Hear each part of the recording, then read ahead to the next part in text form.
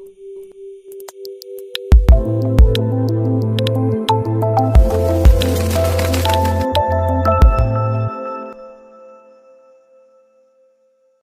वालेकुम दोस्तों, उम्मीद करता हूँ आप सब खैरियत से होंगे। मेरा नाम है नुमान अख्तर और आप देख रहे हैं ओरिजिनल जेम्स।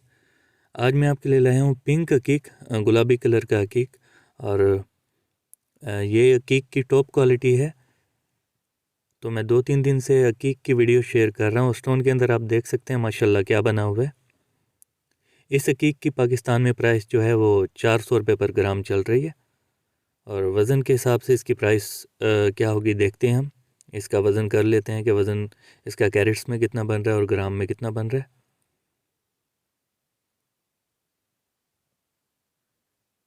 ग्राम में 12 ग्राम और कैरेट्स में 60 कैरेट और 400 के हिसाब से 4800 इसकी प्राइस बनेगी।